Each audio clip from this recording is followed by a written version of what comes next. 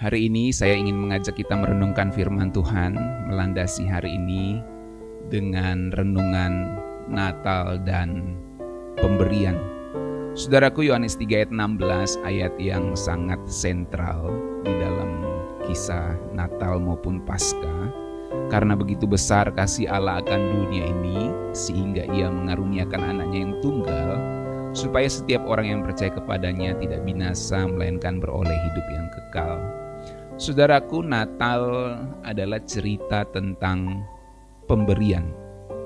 Kalau Natal cuma tentang pohon terang, pohon Natal, dekorasi yang cakep, atau hadiah yang kita tunggu-tunggu, maka sebenarnya kita udah ketinggalan jauh dari esensi Natal yang sebenarnya itu, saudaraku. Tentu nggak ada salahnya pohon Natal, dekorasi, dan hadiah-hadiah yang kita tunggu itu nggak ada salahnya. Tetapi kalau kita hanya sampai di situ, maka kita ketinggalan jauh dari esensi Natal itu, saudaraku. Sebab Natal itu adalah cerita tentang pemberian Tuhan kepada kita. Dan gak main-main, itu adalah pemberian dalam level yang ilahi, saudaraku. Allah Bapa kasih anak tunggalnya kepada kita semua. Tuhan kita Yesus Kristus kasih dirinya sendiri. Dan kalau kita lihat kisah-kisah Natal, Maria dan Yusuf, dia memberikan ketaatan mereka kepada Tuhan. Kemudian orang Majus kasih emas, kemenyan, dan mur. Bahkan disebutkan mereka datang untuk menyembah dia, bukan cuma sekedar persembahan barang, tapi persembahan hidup mereka kepada Tuhan.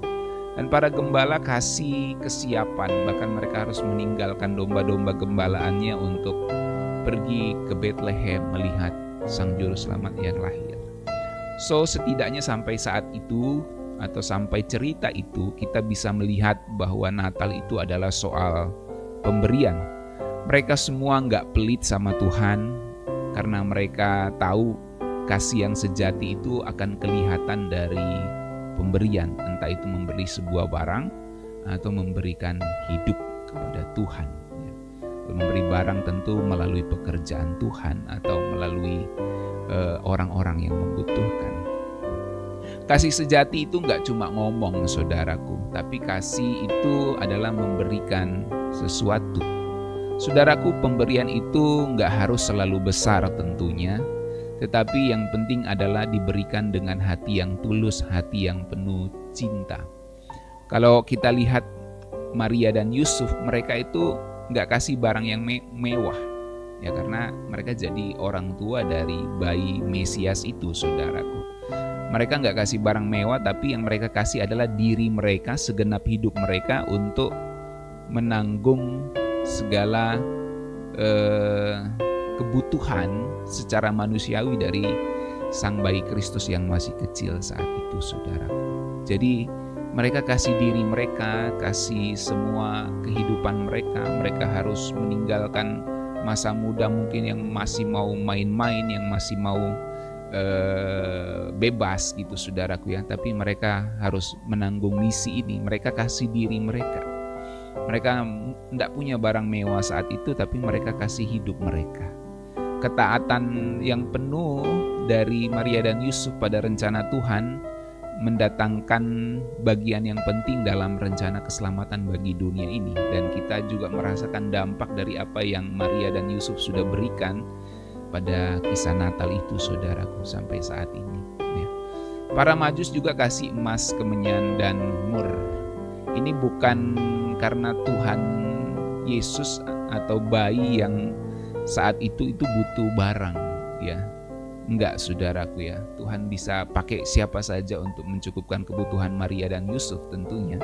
Tetapi kisah para Majus yang mewakili para intelektual, para orang-orang berada, bahkan para Majus itu sering dianggap bukan hanya wise men tapi three king ya, atau raja-raja, 3 raja paling tidak, yang datang untuk menyembah raja yang baru dilahirkan itu, saudara. Jadi ini mewakili kaum intelektual, bahkan kaum kelas atas, saudaraku. Berbeda dengan gembala yang mewakili kaum kelas bawah. Semuanya datang untuk memberikan persembahan, pemberian. Dan bukan hanya sekedar pemberian barang, tetapi mereka datang untuk menyembah. Ini bicara penghormatan, bicara worship kepada Tuhan, pada Sang Raja segala raja. Artinya jelas bahwa kasih Tuhan itu lebih ke soal sikap sebenarnya daripada soal nilainya. Ya. Sikap bagaimana kita memberi daripada nilai pemberian. Jadi ketika kita bicara tentang Natal dan pemberian, itu bicara apakah sikap hati kita saat memberi, bukan seberapa besar pemberian kita, saudaraku. Tentu kalau kita bisa besar tapi kita kasih kecil, berarti ada kemungkinan tidak tulus di situ, saudaraku ya. Atau kita kasih, kalau kita bisa kasih sedikit, tapi kita harusnya kita kasih sedikit mungkin, tapi kita kasih lebih banyak semuanya. Itu menunjukkan bahwa kita sungguh-sungguh memandang pemberian itu lebih besar, atau kasih kita lebih besar daripada nilai barang itu, saudaraku ya. Itu ada sebuah tindakan iman. Jadi pemberian itu sebenarnya soal sikap hati daripada nilai barangnya, saudara.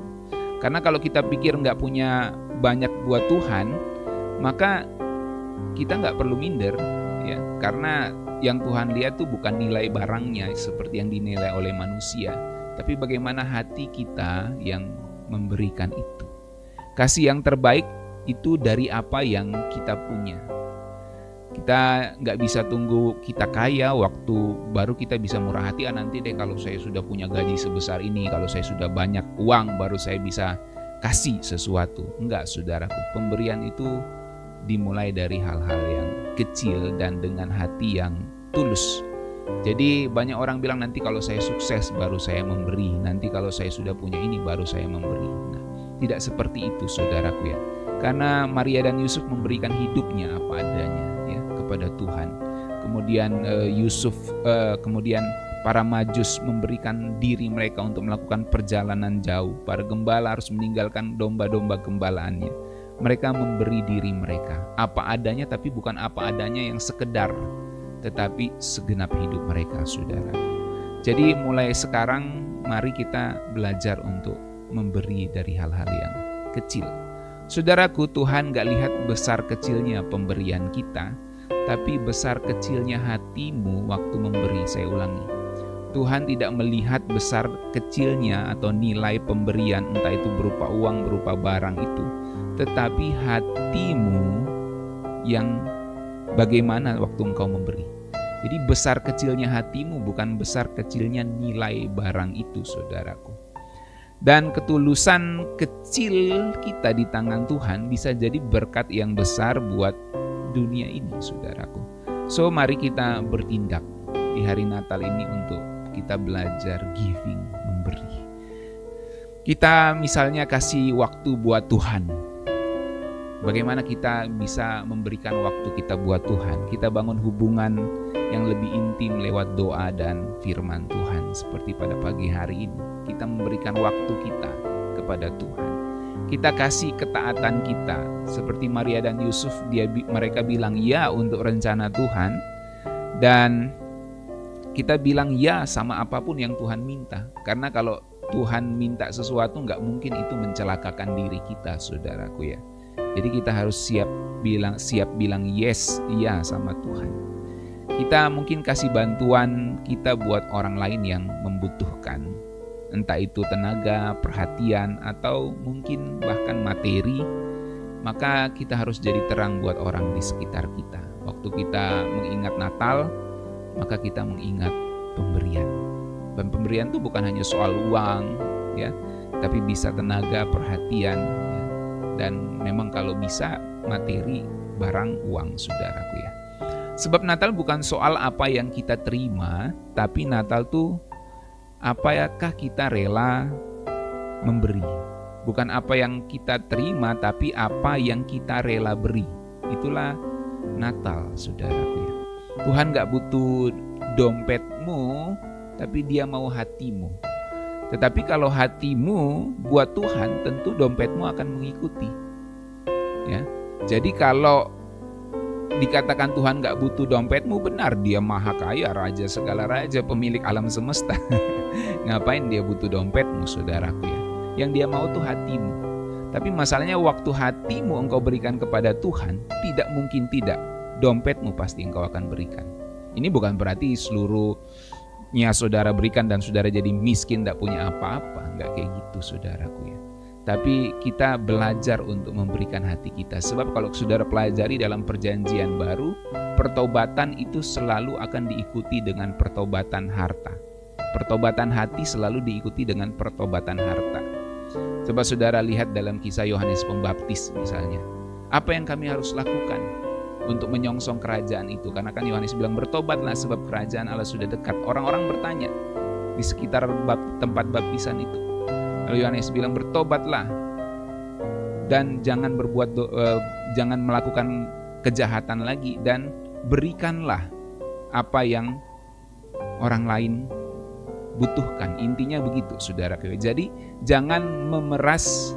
Kalau engkau bekerja sebagai pemungut cukai, jangan memeras lebih daripada yang engkau harus ambil dari mereka gitu. Jangan mengambil lebih dari apa yang engkau harus ambil dari mereka ya. Tentu orang tetap harus bayar hutangnya, tapi nggak boleh ngambil memeras saudara ya. Itu maksudnya Yohanes Pembaptis. Jadi berhubungan dengan harta saudaraku. Pertobatan hati itu akan selalu diikuti oleh pertobatan harta. Memberi itu tanda kalau kita hidup bukan buat diri kita sendiri ya. Jadi ada orang yang memang mungkin dia punya banyak tapi dia nggak mau memberi gitu. Jadi dia nggak hidup di dalam pertobatan harta itu saudaraku. Pertobatan hati dan pertobatan harta. Memberi itu tanda kalau kita hidup bukan untuk diri kita sendiri. Jadi kalau kita nggak pernah giving, nggak pernah memberi, berarti kita hidup untuk diri kita sendiri. Dan itu bukan ciri khas dari kekristenan. Kekristenan itu ciri khasnya adalah memberi. Karena Kristus memberikan dirinya, Allah Bapa di surga memberikan anaknya yang tunggal. Jadi memberi itu tanda kalau kita hidup nggak buat diri kita sendiri, tapi buat sesuatu yang lebih besar.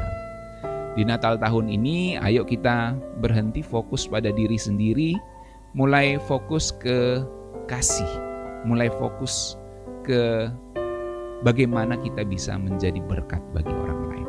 Karena kasih yang sejati itu selalu mendorong kita buat memberi. Saya ulangi, kasih yang sejati selalu dan pasti akan mendorong kita buat memberi. Tuhan Yesus lahir ke dunia karena kasih. Allah Bapa mengutus Tuhan Yesus karena kasih. Dan kita diselamatkan karena kasih Allah, kasih Tuhan Yesus kepada kita. Saudaraku, hidup cuma sekali di dunia saat ini tentunya ya.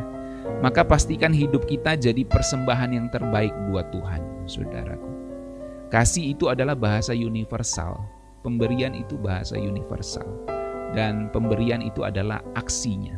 Saya ulangi, kasih itu bahasa universal dan aksi dari bahasa universal kasih itu adalah pemberian atau memberi.